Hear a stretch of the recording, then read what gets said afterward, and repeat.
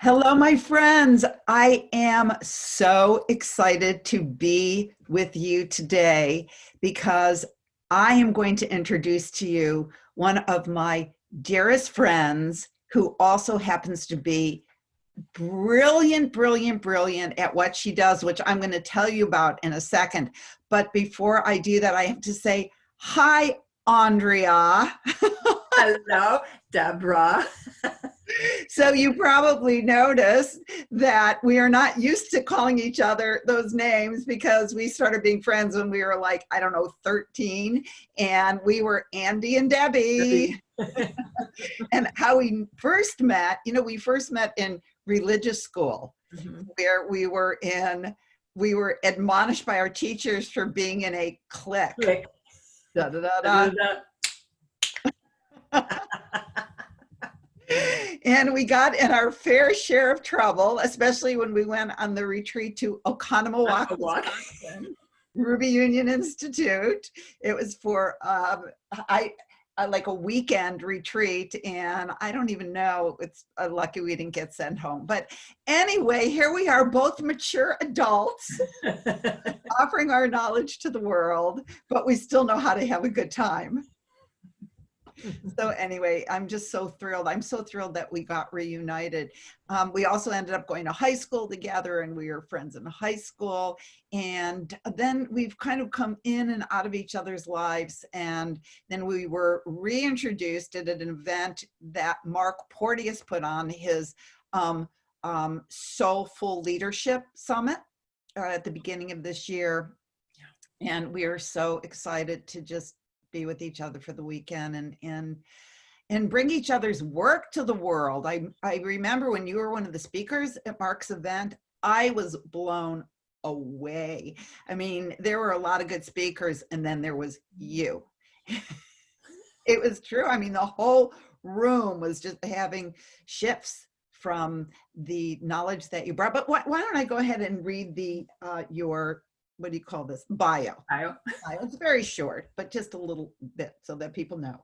So Andrea Isaacs is the founder of the Isaacs Method for Emotional Mastery and creator of the EQ quiz. EQ is another name for emotional intelligence. It's kind of like IQ, which is your intellectual intelligence, or intellectual quotient or emotional quotient. Got it. Okay. And you're the creator of the EQ quiz. As a speaker, trainer, and master of change, she's brought more meaning and joy to the lives of thousands of people around the world with her unique system combining emotional intelligence, body wisdom, the Enneagram, and neuroscience.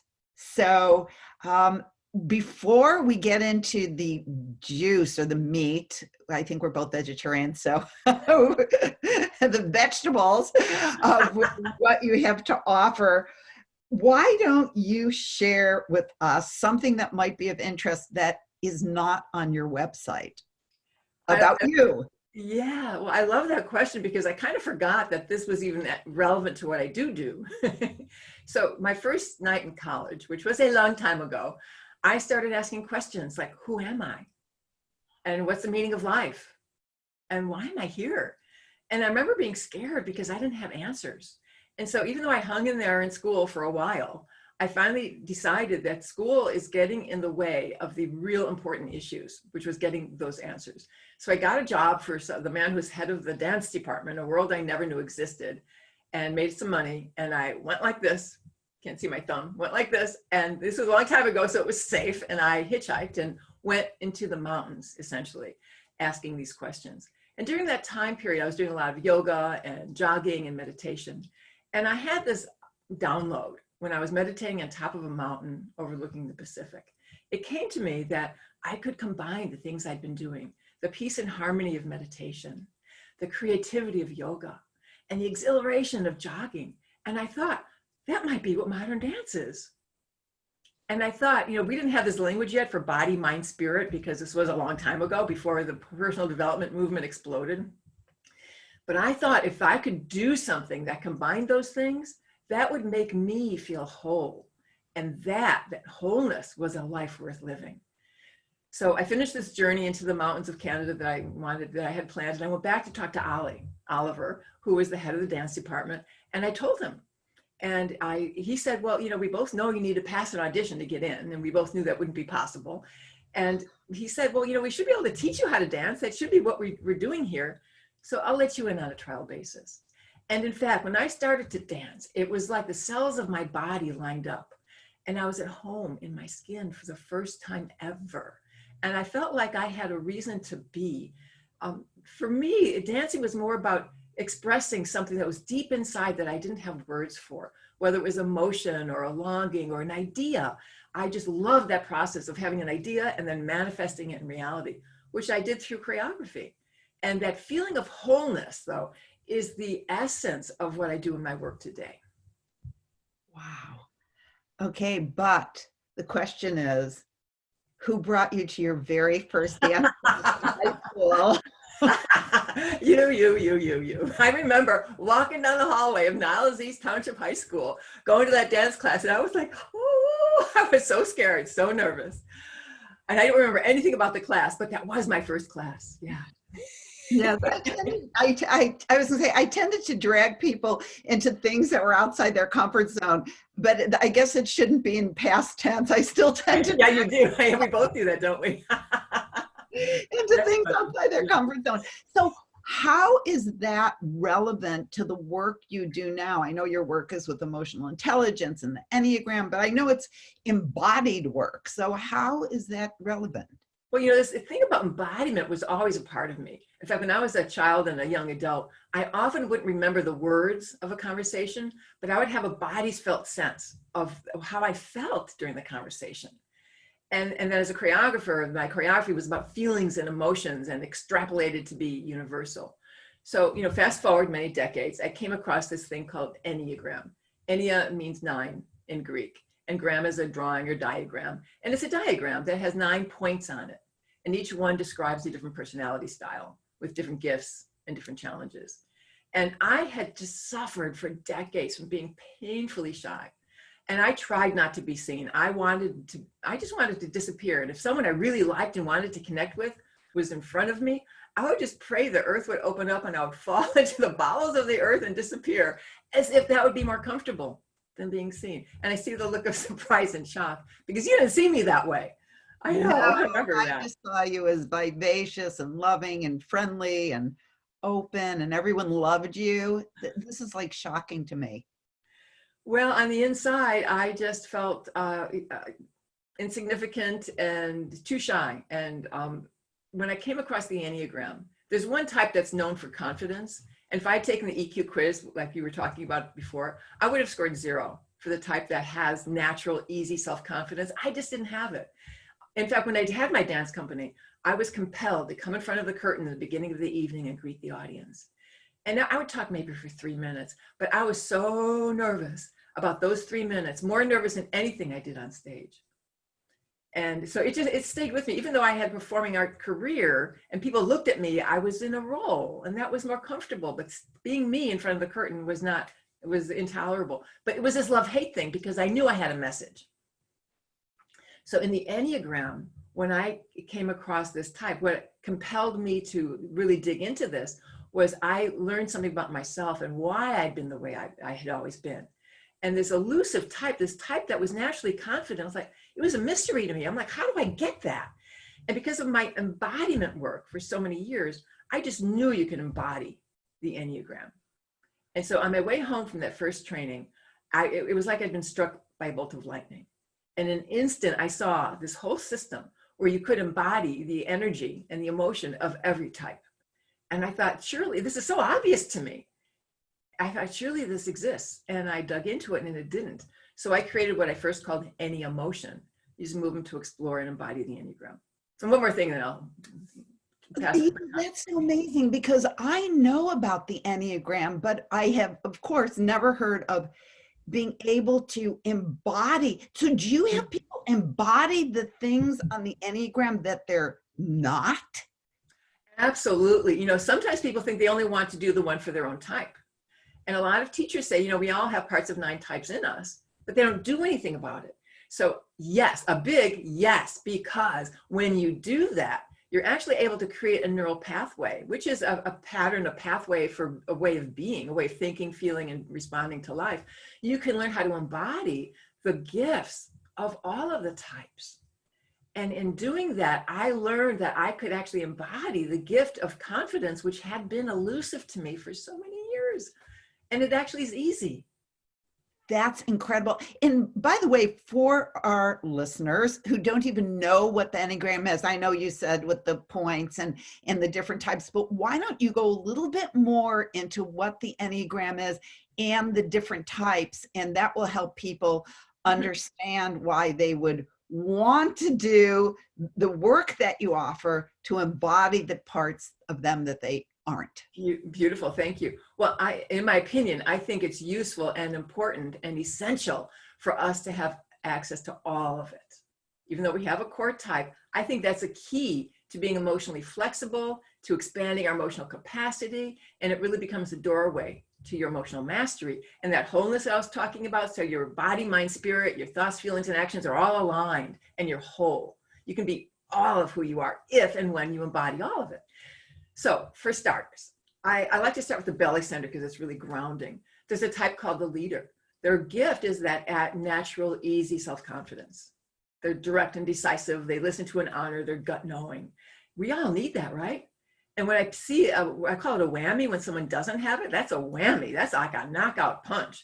You need that to show up in life. You need that to get anything done. You need that to have the life you want, to have the confidence you want, the friends, the relationships you want. And there's a challenge inherent in every type. So the challenge there is being really too quick, too direct, that you could be really in someone's face. And then they could also be quick to get angry. So the next type in the belly center is called the peacemaker. Of course, their highest value is peace, their own inner peace, peace between them and the others, between people out there, even if they're not a part of that scene. They just crave that so much.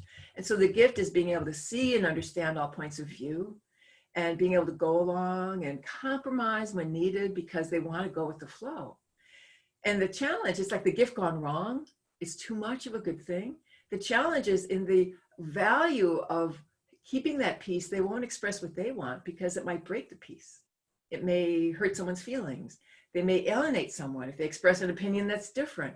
So they hold back, which keeps the peace on the one hand. On the other hand, when you do that over and over and over again, and you compromise again and again, you start to feel like, well, what I want doesn't matter. Like a doormat. Exactly. Is that a 2? Is that what's called a 2? Well, they have that would be the 9, but they have something in common because 2s don't express what they want for different reasons. They're called the nurturer. They're there to be of service to others, not for you to be of service to me. No, they're there to help other people. And they have a great insight and intuition and almost a psychic awareness of what other people need. And they'll just provide it. They're there to be of service, to nurture, to help.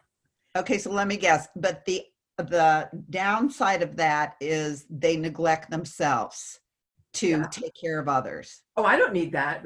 They may ask for your help, but they'll deflect right away. Oh, no. I know how busy you are. That's okay. I got this. I can do it on my own. That's so funny because people say to me all the time, oh my God, you're such a 2. Well, you know the crowd I hang out in. Yeah. Well, I'm looking at your chart, Deb. You do have a lot of 2 in you because we all have a lot of it, all of it.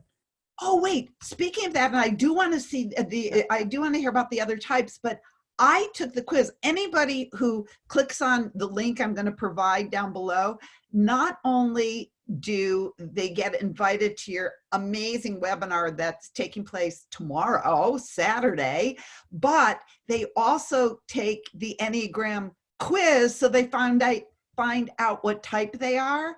And then they get, this whole kit, emotional intelligence kit.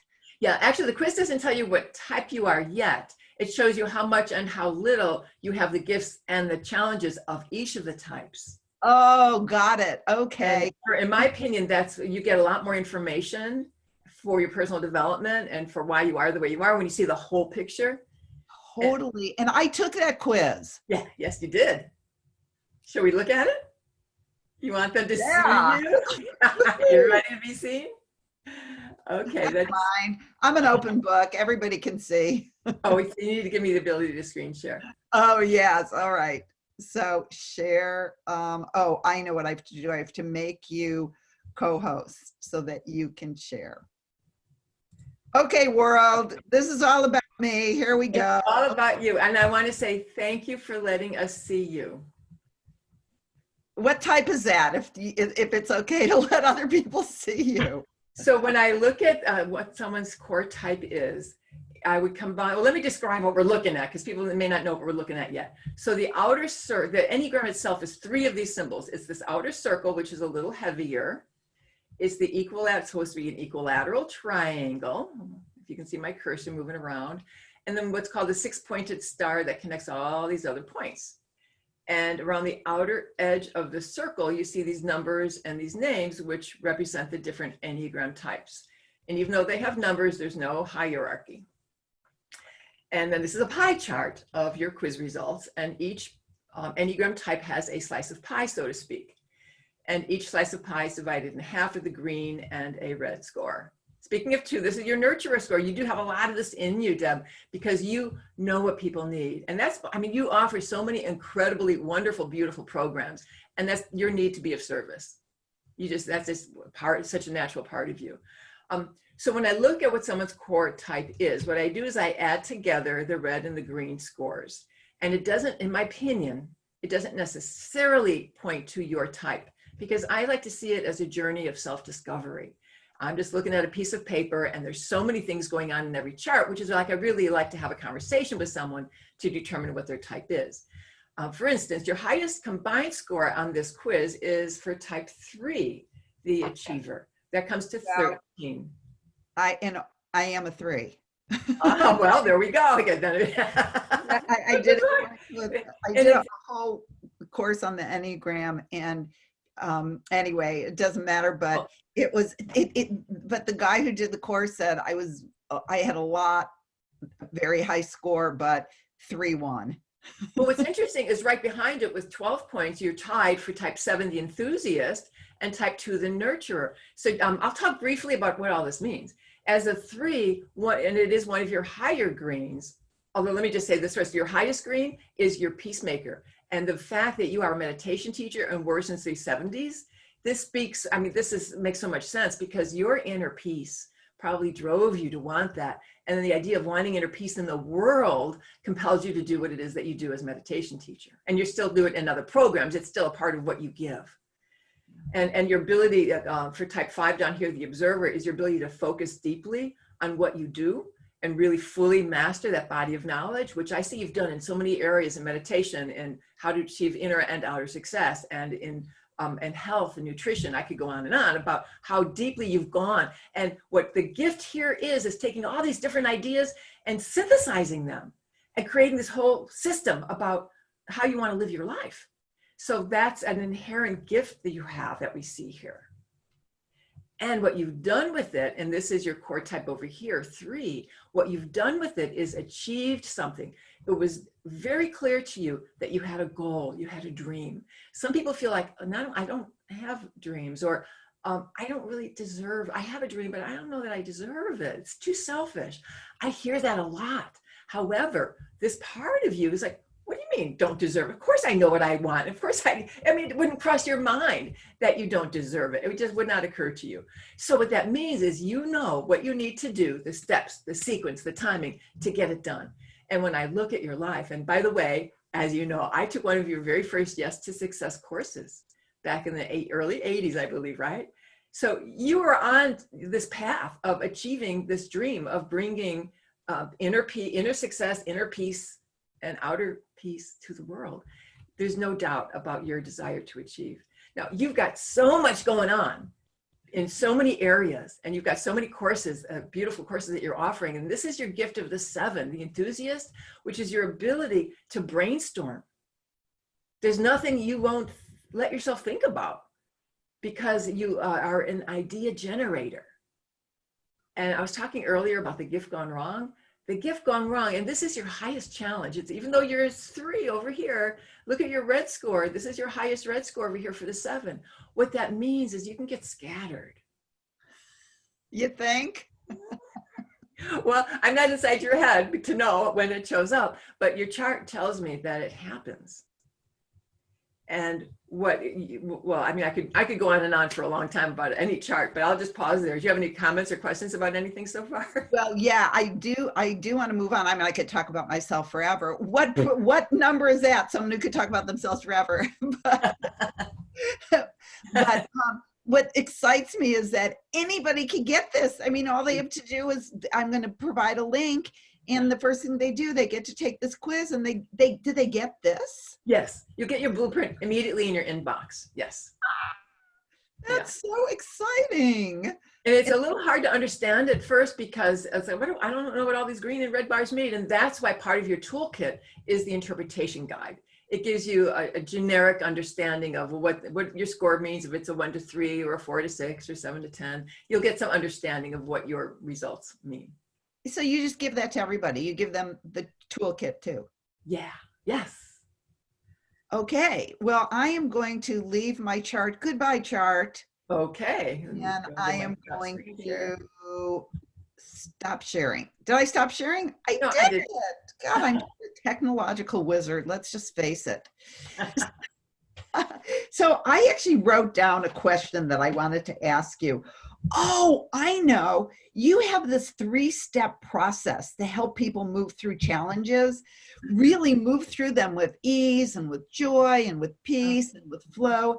And I was wondering if you could tell us about your 3-step process.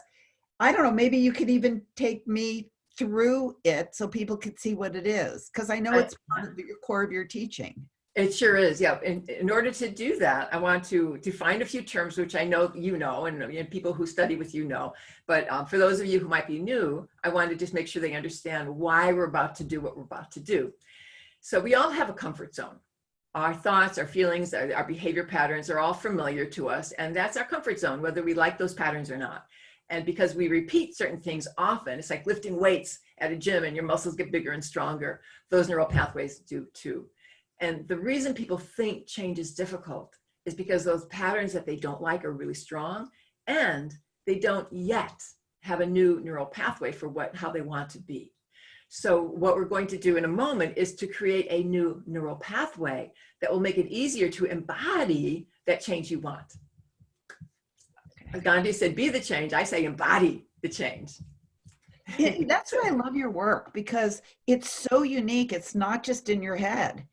And because it's hard for the change to take place if it's just intellectual, but the whole body, every cell. Yeah. As a young person, boy, in my head, I knew I wanted to be confident. In my heart, I knew I wanted to speak up for myself, but I didn't have the neural pathway. And I couldn't until I did this work. 2 more terms I want to define, then we'll do the exercise. So these are both Sanskrit terms, mantra and mudra, and all meditators and yoga teachers and yoga people and others know these terms, but just to be sure, a mantra is a word or phrase. The most common one is Om.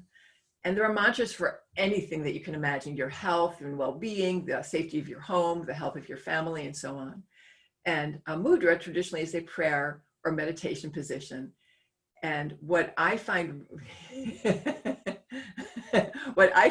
really powerful is taking creative license with both of those, so that the mudra, the body position that captures the intention of those words, creates a neural pathway for that way of being, which actually then changes your brain, it changes the energy in your body, and it changes how you think, how you feel, and how you respond to life. So with that in mind, is there a pattern, an emotional pattern you'd like to change, Deb? You know, I have to tell you what's so interesting, and this guys, you guys who are listening, this is the second interview, although it's different than the first interview that I did with Andrea. And we did this, and we did one on my impatience. And I was going to say, when you said, is there a pattern? I was going to say, yeah, impatience. But I don't feel that anymore. It's so bizarre, because usually when I think about like standing in the grocery line and somebody's taking too long to take out their money and I want to just go, I'm in a hurry, I don't feel it anymore. Awesome. You have a new neural pathway. Yeah, just from that work that I did with you so briefly during the last interview. So I have to think of a new one because that's usually the first one that comes to my mind, and it doesn't seem. I remember something, if you don't mind, that you Yeah. said on one of your Yes to Success calls, that one of your challenges was bringing up difficult conversations. Oh yeah. Hello. Oh, oops. Okay. There's a hot button. You know what? You're not alone in that. So what we're about to, and I have that experience too, and it's something that is a really beautiful thing to move through. So let's see, there's so many ways to do this. Okay. The fear, when you're going to bring up a difficult conversation would be that, actually, I want to write down whatever it is you say, because I'm going to work with your language. So just give me 1 second here. The fear when you're about to bring up a difficult conversation is that what would happen? That they would not like you anymore?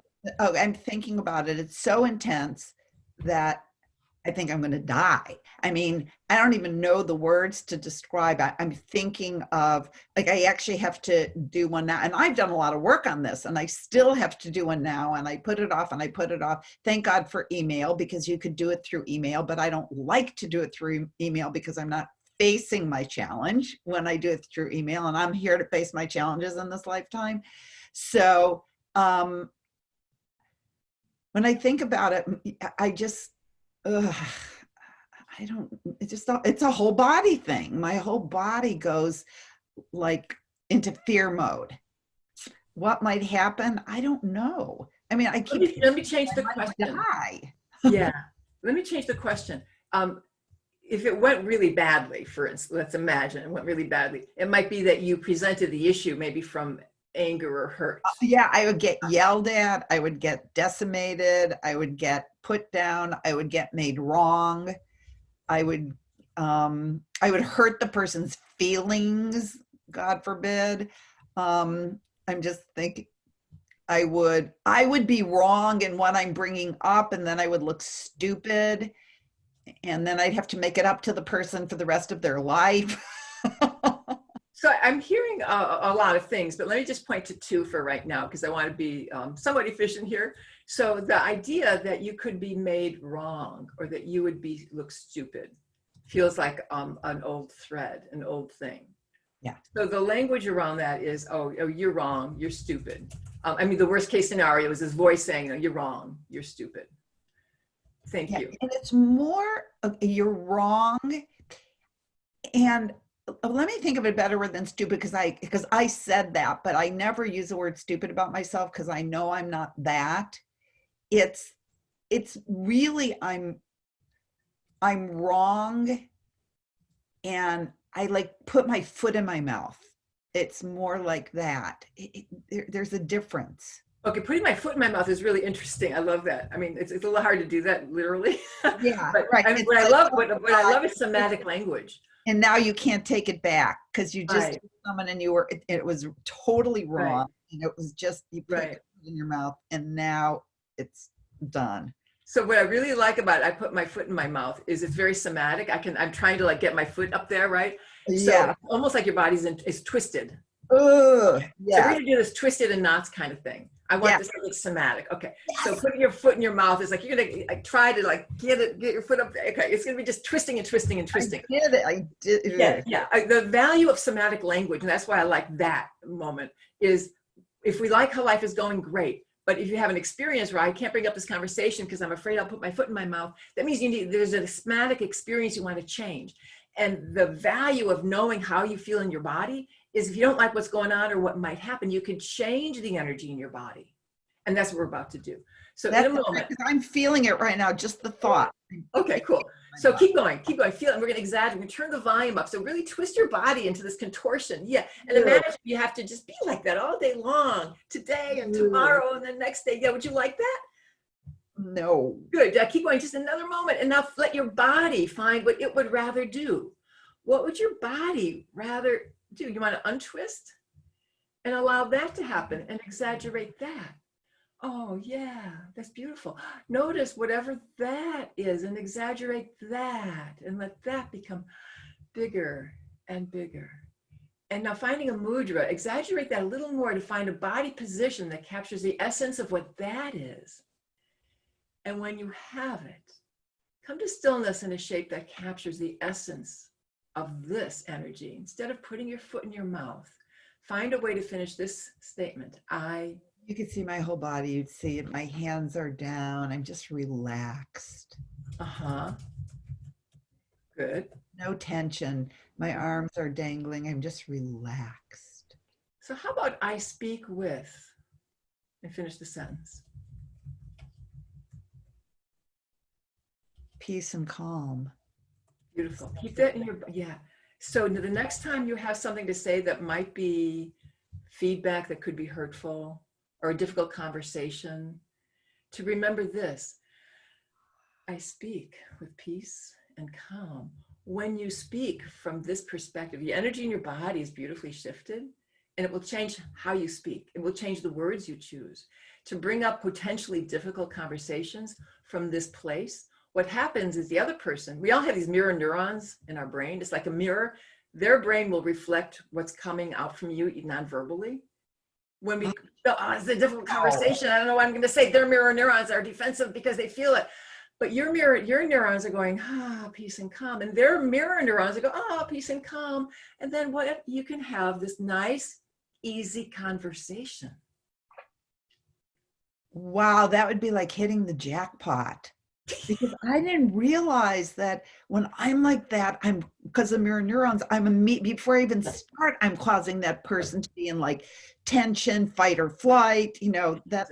Mm-hmm. And if I come from a place of peace or calm, it'll go so much better. Oh my God, I love it. One of my most favorite things is to shift anger to curiosity and to do this kind of thing. It's so beautiful, because then instead of like challenging a relationship, you each understand each other better and you nurture the relationship, and it actually enhances and deepens the relationship. Oh, can you imagine that? Oh my God, enhancing and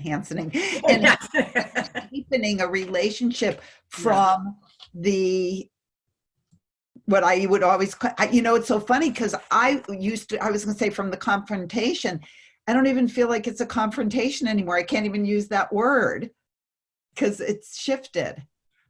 I had a recent experience doing this, and it was a conversation I thought for a while, like a few weeks, like, how do I bring it up? Because I was like this about it and I didn't want to do it like this. And so I finally had a way. So I entered the room and I was calm and I just started the conversation and I brought it up, and we were both like, just having this conversation. And at the end of it, he said, that was fun. Oh my goodness. That's what's going to happen when I have my tough conversations. What. There you go. I speak with peace and calm. Go for it. Yeah. Beautiful. They're even going to, oh my goodness. That was worth the price of admission. Okay. You have a course coming up called the Emotional Mastery Foundation. I do. Tell us, what is emotional mastery? I love what it does in your life. Emotional mastery means you're in charge of your emotions. They're not in charge of you. I used to think I was a victim of my emotions, but you know what? We get to choose our emotions. And the way that you learn how to do that is by creating the neural pathways for any of the emotion you might want. Now, it's hard to know all the emotions you're going to need. So the starting point for me in my Emotional Mastery Foundation is going around the Enneagram circle that we saw a moment ago. So you learn how to embody more of the gifts and less of the challenges of each of the types. And then what happens is the embodiment work actually, and the Enneagram together become a doorway to your emotional mastery. So that this moment that you and I just had, where you, instead of bringing up this difficult conversation, we didn't know where it was going to go, but you have a neural pathway for speaking up in challenging moments with peace and calm.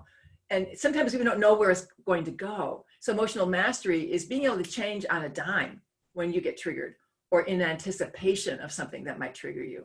So we go through, and there are 12 recorded modules that talk you through how to do that. And there are 4 or 5 live calls with me to answer questions. And we do coaching kind of like what you and I just did.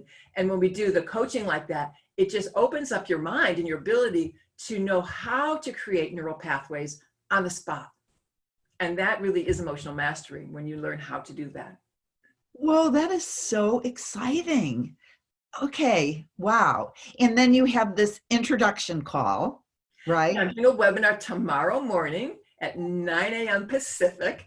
And it's about really, I took 2 qualities from the Enneagram, and I want people to know how important these 2 things are. And I'm taking qualities, for those of you who know the Enneagram, from 8, which is that confidence, which I never had before, and 9, the Peacemaker, which we just did a little piece about.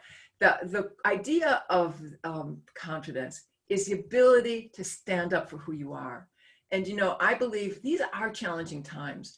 And I want everybody to know that you deserve to take a stand for what you want and for who you are, to have the confidence to speak up for that. And, our dreams are shifting. We're using this word pivot a lot. Our dreams are shifting.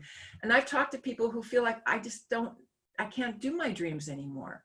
Well, there is still something in you that's longing to be expressed and to be. And the idea of taking that stand is really crucial, I think.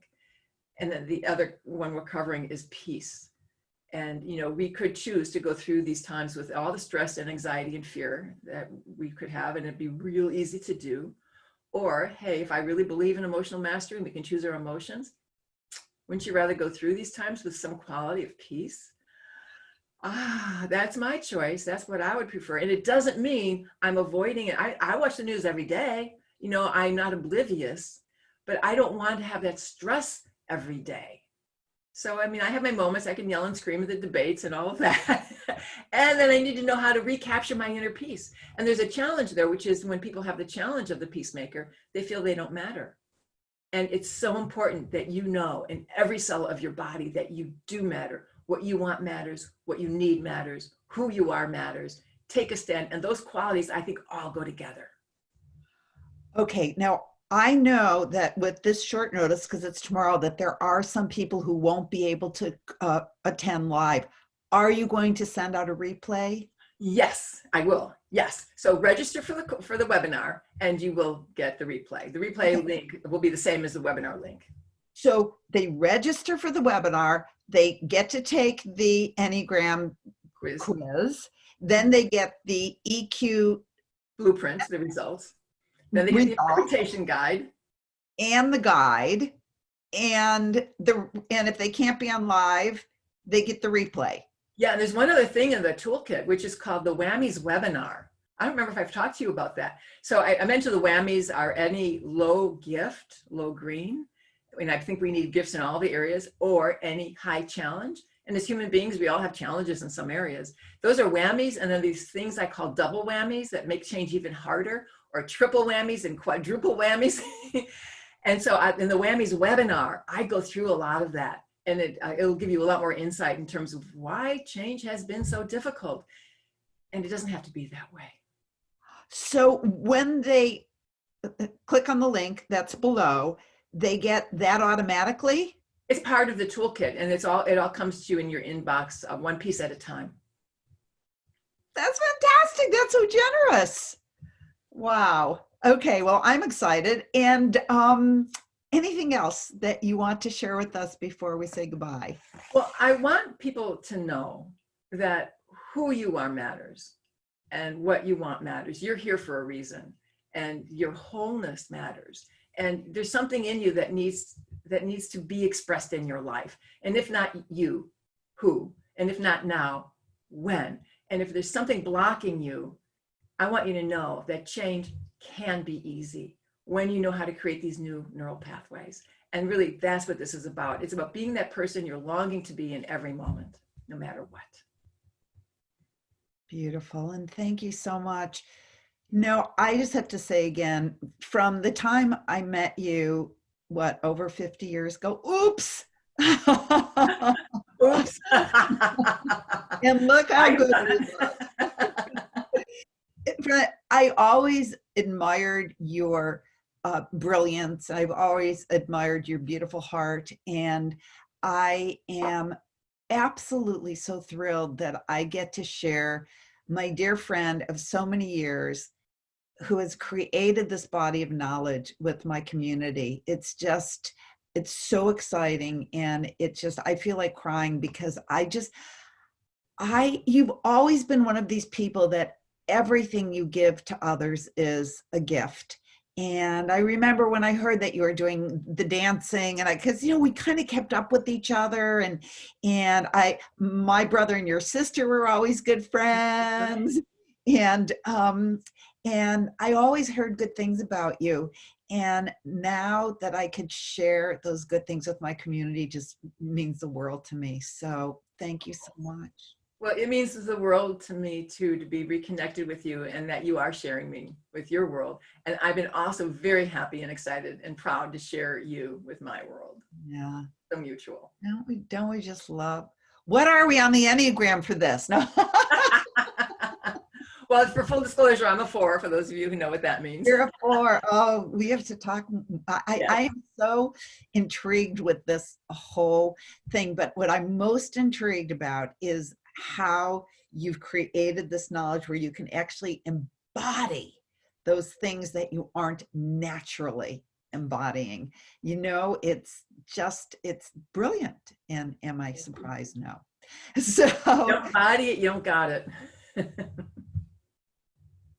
And that is true. And I can't wait to have my challenging conversation. It's funny you said my challenging conversation. It doesn't even feel like a challenge. My conversation is quick too. Isn't that awesome? It's pretty just cool because the body knows. Yeah. Anyway, thank you so much. Have a beautiful rest of your day. And I just want to say to my friends and my community, definitely click on the link below. Look at all the goodies you get. And hopefully you'll also decide that you want to take Andrea's course, because I know for a fact anything she offers is going to change your life. So have a great day, everyone. I love all of you, and I love you, Andrea. Debra. Bye-bye.